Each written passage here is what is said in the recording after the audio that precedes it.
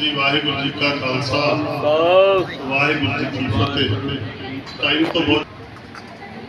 संगत जी, आज हमारे पिता दशमेश पिता श्री गुरु गोविंद सिंह जी का प्रकाश पर्व है।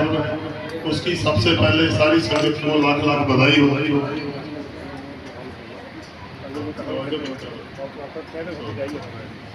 संगत जी, बेनती हॉल से आई है कि हॉल पूरा फुल हो चुका है और प्रसाद लेके संगत अभी यहीं बैठी रहे। पहले जो संगत वहां बैठ गई है वो प्रसादा शाखा ले, उसके बाद आपका नंबर लगेगा। इसलिए 5 मिनट का टाइम आपको भी मिल गया है बैठने का और मेरे को भी थोड़ा टाइम मिल गया बोलने का। संगत जी, गुरु गोविंद सिंह जी का प्रकाश पर्व पटना साहिब में हुआ, ये सब जानते हैं। लेकिन जब गुरु गोविंद सिंह जी का प्रकाश हुआ तो उनकी जो सबसे पहले पहचान हुई कि गुरु कौन गुरु धरती पे आया है, उनकी पहचान मुस्लिम धर्म के बहुत पहुंचे हुए फकीर भीखन शाह जो अंबाले की धरती में थे उन्होंने की।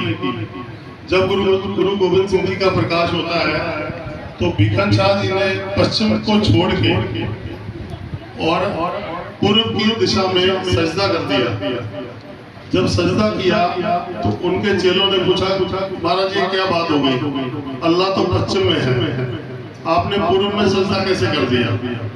तो भीखन शाह जी ने बोला कि खुदा खुद अवतार धार के धरती पे आ गया पूर्व की दिशा में। उसी टाइम वो अपने चेलों को साथ में लेके और पटना की तरफ चल दिए और पटना साहब जाके जब दर्शन करने के लिए उन्होंने बोला तो मामा कृपाल चंद जी ने और माता जी ने बोला कि अभी बच्चा छोटा है, बाहर के जो भी कोई फकीर फकीर या लोग आते हैं तो अपने घर में भी रिवाज है कि जब बच्चा छोटा हो तो बाहर के किसी लोगों को दर्शन नहीं करवाते। पर पीर भीखन शाह जी ने बहुत ज़्यादा जिद करी और अरदास भी करी, विनती करी कि हम तो बहुत दूर से दर्शन करने के लिए आए हैं तो हमको इनके दर्शन जरूर करवाए जाए। तब जब इनको मामा कृपाल सिंह जी लेके आए तो भीखन शाह जी ने उस टाइम कुछ दिनों की अवस्था थी तो भीखन शाह जी ने उनकी परीक्षा लेनी चाहिए कि ये धरती पे किसके लिए आए। तो उन्होंने 2 छोटी मटकियां, छोटी कुर्जी जो बोलते हैं, वो लेके दूध भर के उसके अंदर वो दोनों हाथ पे रख के उनके आगे करी और मन में सोच रखी कि इस कुर्सी पे हाथ रखेंगे तो ये हिंदू धर्म के लिए आए हैं और इस कुर्सी पे हाथ रखेंगे तो मुस्लिम धर्म के लिए आए हैं।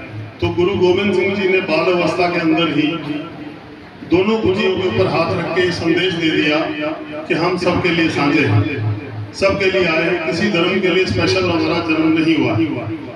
तो ये ऐसा गुरु और ऐसा पिता जो सिख धर्म को मिला है, ऐसा पिता किसी को मिल नहीं सकता। उन्होंने अभी हम थोड़े दिन पहले ही शहीदी पंद्रहवाड़ा मना के हटे हैं, सारा सरपंच उन्होंने धर्म के लिए कुर्बान कर दिया और ये अपने जीवन के सुख और अपना परिवार और अपना जो भी शान शौकत थी सारा कुछ उन्होंने धर्म के लिए कुर्बान करके हमारी झोली के अंदर सिक्की डाली और हमको अपने पुत्र बनाया।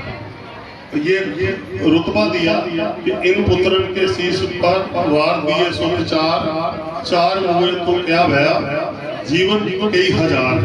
मतलब हमको उन्होंने अपने बेटे बना लिया, पुत्र बना लिया। आज हम समाज में देखते हैं कि कोई भी किसी को अपना बेटा नहीं मानता और कोई किसी का पिता नहीं बनता, क्योंकि पिता के बहुत सारे फर्ज होते हैं, छोटे से छोटा बड़े से बड़ी जिम्मेवारी पिता की होती है। तो गुरु गोविंद सिंह जी ने हमारी सारी जिम्मेवारी लेके हमको अपने बच्चे बनाया, बेटे बनाया। वो तो हमारे पिता बन गए लेकिन हम उनके बच्चे बन रहे हैं कि नहीं बन रहे, ये हमको अपने अंदर जाति मारनी पड़ेगी।